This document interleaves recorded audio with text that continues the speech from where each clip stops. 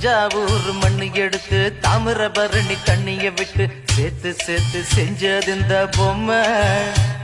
இது பொம்மை இல்ல உண்மை. எத்தனையோ பொம்மை செஞ்ச கண்ணம்மா,